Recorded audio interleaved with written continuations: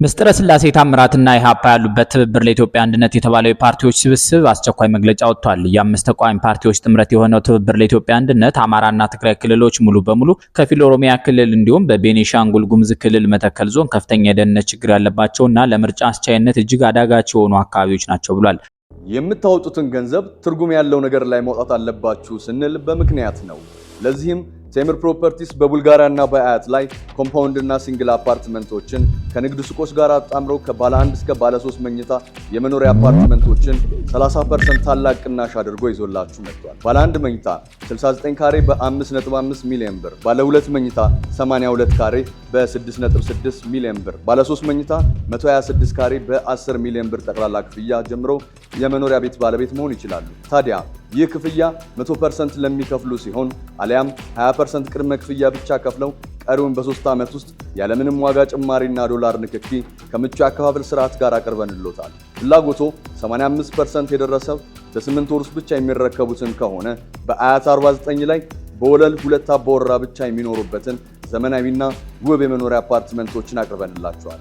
ለበለጠ መረጃና ሳይቱን ለመጎብኘት በ0911 83 2290 ይደውሉልን። ቴምር ፕሮፐርቲስ የህልሞ ማረፊያ። ትብብሩ በተጠቀሱት ክልሎችና አካባቢዎች አለ ያለውን የደህንነት ስጋትና ለምርጫ ምቹ ያልሆነ ሁኔታ ለምርጫ ቦርድ በደብዳቤ ማሳወቁን ባወጣው መግለጫ ገልጿል። በአማራ ክልልን ጨምሮ በተጠቀሱት አካባቢዎች የሚካሄዱ ግጭቶችና አጠቃላይ ለህይወት አስጊ የሆኑ የጸጥታ ችግሮች ዘላቂ መፍትሄ እንዲበጅላቸውና ግጭቶች በጠረጴዛ ዙሪያ በድርድር እንዲቋጩ መንግስት ትልቁን ድርሻ እንዲወጣ ትብብሩ ጠይቋል። ሁኔታዎች በአስቸኳይ ፖለቲካዊ መፍትሄ የተሰጥቷቸው የእጩዎችን ደህንነትና ዋስትና እስካላስገኘ ድረስ በተጠቀሱት አካባቢዎች ለመንቀሳቀስ እንቸግራለን ያለው ትብብሩ በተጠቀሱት አካባቢዎች ዘላቂ መፍትሄ እስኪገኝ ድረስ ይፋይና የአደባባይ የፖለቲካ እንቅስቃሴ ከማድረግ እንደሚቆጠብና ቀጣይ እርምጃውን ለህዝብ በይፋ እንደሚገልጽ አስታውቋል። የነ ምስጢረ ስላሴ ታምራት ድርጅት በአሁኑ ኢትዮጵያ ያለውን የፖለቲካና የደህንነት ሁኔታ በማስመልከት ባወጣው መግለጫ የ2010ን የፖለቲካ ለውጥ ተከትሎ ተስፋ ያደረገ ቢሆንም አገሪቱ ወደ ተደጋጋሚ ግጭቶች፣ የህግ መፍረስና የህዝብ መከራ መግባቷን ገልጿል። በተለይ የሰው መብት ጥሰቶች፣ መፈናቀልና የኢኮኖሚ መውደቅ እየተባባሱ መሆናቸውን ገልጿል። መግለጫው የአገሪቱ ችግር ዋና ምክንያት የፖለቲካ አካሄዶች መዛባት፣ የህግ ተግባራዊነት መሳሳትና የተቋማት ድክመት መሆኑን ገልጦ ይህ ካልተስተካከለ አገሪቱ ወደ ከፍተኛ አደጋ ልትገባ እንደምትችል ጠቁሟል። ድርጅቱ መፍትሄ እንደሚሆኑ ያቀረባቸው ጉዳዮች ሁሉን አካታች የፖለቲካ ውይይት መጀመር፣ የህግ የበላይነትን ማክበር፣ የሰው መብት መከበር፣ በህዝብ ድምጽ የተመሰረተ ስርዓት መገንባት ናቸው። በመጨረሻም ድርጅቱ ለመንግስት፣ ለፖለቲካ ኃይሎችና ለማህበረሰቡ በአንድነት ተግባራዊ እርምጃ እንዲወስዱ ጥሪ አቅርቧል። ይህ በእንዲህ እንዳለ የሙዚቃ አቀናባሪው ካሙዙ ካሳና ጋዜጠኛ በሻቱ ቶሎማርያም ብልጽግና ፓርቲን ወክለው ለአዲስ አበባ ከተማ ምክር ቤት እጩ ሆነው መቅረባቸው ተሰምቷል። ትናንት የወጣ መረጃ እንደሚጠቁመው የሙዚቃ ባለሙያው ካሙዙ ካሳ ብልጽግና ፓርቲን በመወከል ለአዲስ አበባ ምክር ቤት ከየካ ክፍለ ከተማ ይወዳደራል። የትምህርት ደረጃው 10ኛ ክፍል ብቻ ነው እየተባለ ይገኛል። 7ኛው ሀገራዊ ምርጫ አዳዲስ የብልጽግና እጩዎችን ማስተዋወቁን የቀጠለ ሲሆን የቀድሞዋ ጋዜጠኛና የኦዳ ሽልማት ድርጅት መስራችና አዘጋጅ በሻቱ ቶሎማርያም በተመሳሳይ ለአዲስ አበባ ምክር ቤት ብልጽግናን በመወከል የካ ክፍለ ከተማ ውስጥ ትወዳደራለች። እነዚህን እጩዎች ለየት የሚያደርጋቸው ከዚህ በፊት የብልጽግና ፓርቲ አባል መሆናቸው በህዝብ ዘንድ የማይታወቅ መሆኑና የትምህርት ደረጃቸው መካከለኛ ከፍተኛ እየተባለ የተገለጸ መሆኑ ነው። ሆኖም የማህበራዊ ትስስር ገጹ መነጋገሪያነታቸው ቀጥሏል። የካሙዙ ያልተጠበቀ የፖለቲካ ጉዞ ገዢው ፓርቲ በከተማዋ ያለውን የፖለቲካ ተቀባይነት ለማስፋትና ወጣቱን ለመሳብ ሲል ታዋቂ ሰዎችን ወደ ፖለቲካዊ ማምጣት የተለመደ ስትራቴጂ አካል መሆኑን የፖለቲካ ታዛቢዎች ይገልጻሉ። ይሁን እንጂ የአዲስ አበባን የመሰለች ውስብስብ ግዙፍና የዲፕሎማቲክ ከተማ ምክር ቤቱን ለመቀላቀል ሲታጭ የተመዘገበው የመካከለኛ ደረጃ ትምህርት ዝግጅት ለከተማዋ የፖሊሲ ማውጣት፣ በጀት ማጽደቅና የህግ ቁጥጥር ኃላፊነት ምን ያህል ይመጥናል የሚለው ጉዳይ እጩነቱን ከጅምሩ ወሳኝ ብቃት መለኪያ ጥያቄ ውስጥ ከቶታል። ከትምህርት ደረጃውን በላይ የካሙዙን የፖለቲካ ጉዞ ይበልጥ አወዛጋቢ የሚያደርገው ከዚህ ቀደም ከስሙ ጋር ተያይዘው ሲነሱ የነበሩት ከባድ የጥቅም ግጭትና የጉልበተኝነት ወቀሳዎች ናቸው። አቀናባሪው በመንግስት ስርዓት ውስጥ ያለውን ተሰሚነት በተለይም የጠቅላይ ሚኒስትር አብይ አህመድን ስምና ቅርበት አለኝ በሚል እንደ ሽፋን በመጠቀም በባህል ሚኒስቴር የሚወጡ ትልልቅ የመንግስት ጨረታዎችን ያለምንም ተወዳዳሪ በነጠላ እንዲያሸንፍ ይደረግ ነበር የሚሉ ከባድ ክሶች ሲቀርቡበት ቆይተዋል።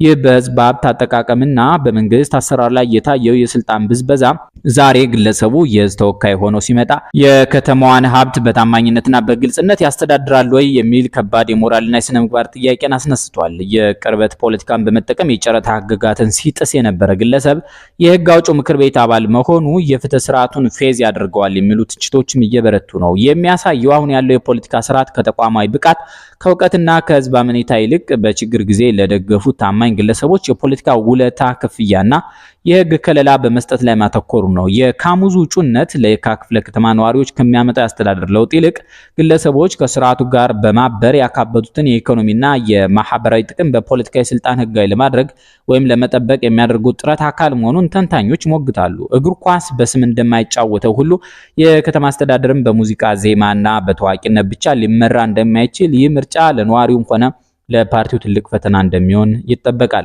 ጥላሁን ሁሴን ግን በፌስቡክ ካሙዙ የብልጽግና እጩ ብለው በመጠየቅ ምን ያህል ካለም ወደ ኋላ የቀሩ ሰዎች ናቸው ግን ካሙዙ የብልጽግና እጩ መሆኑን እንደ ስህተት ለመቁጠር የሞከሩት? ወዳጅ ይሄ እኮ ዓለም አቀፍ መልክ ያለው ነገር ነው። ለምሳሌ የሆሊውድ አክተር ሂል ሃርፐር የዲሞክራት እጩ ነው።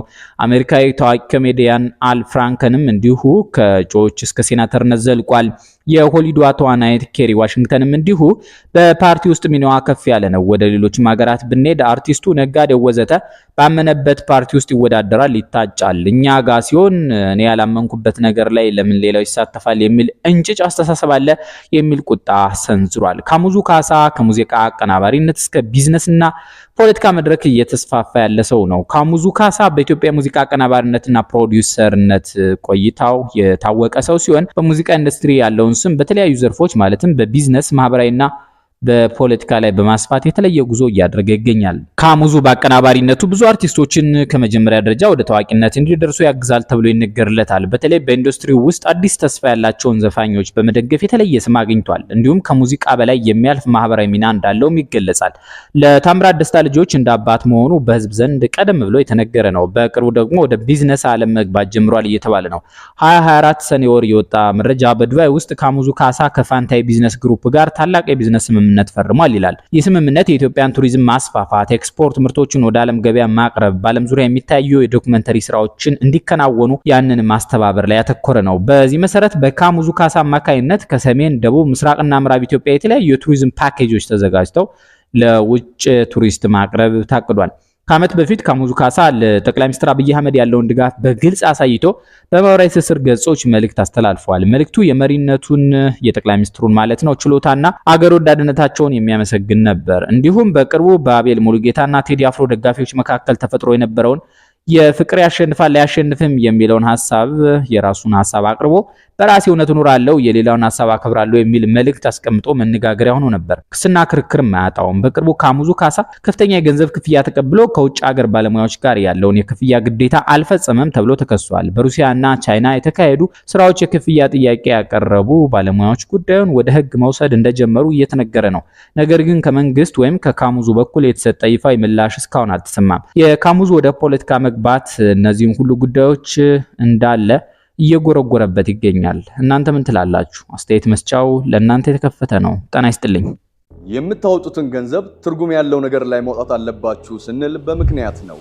ለዚህም ቴምር ፕሮፐርቲስ በቡልጋሪያና በአያት ላይ ኮምፓውንድ እና ሲንግል አፓርትመንቶችን ከንግድ ሱቆች ጋር አጣምረው ከባለ 1 እስከ ባለ 3 መኝታ የመኖሪያ አፓርትመንቶችን 30% ታላቅ ቅናሽ አድርጎ ይዞላችሁ መጥቷል። ባለ 1 መኝታ 69 ካሬ በ5.5 ሚሊዮን ብር፣ ባለ 2 መኝታ 82 ካሬ በ6.6 ሚሊዮን ብር፣ ባለ 3 መኝታ 126 ካሬ በ10 ሚሊዮን ብር ጠቅላላ ክፍያ ጀምሮ የመኖሪያ ቤት ባለቤት መሆን ይችላሉ። ታዲያ ይህ ክፍያ 100% ለሚከፍሉ ሲሆን አሊያም 20% ቅድመ ክፍያ ብቻ ከፍለው ቀሪውን በ3 ዓመት ውስጥ ያለምንም ዋጋ ጭማሪና ዶላር ንክኪ ከምቹ አከፋፈል ስርዓት ጋር አቅርበንሎታል። ፍላጎቶ 85% የደረሰው በ8 ወር ውስጥ ብቻ የሚረከቡትን ከሆነ በአያት 49 ላይ በወለል 2 አባወራ ብቻ የሚኖሩበትን ዘመናዊና ውብ የመኖሪያ አፓርትመንቶችን አቅርበንላቸዋል።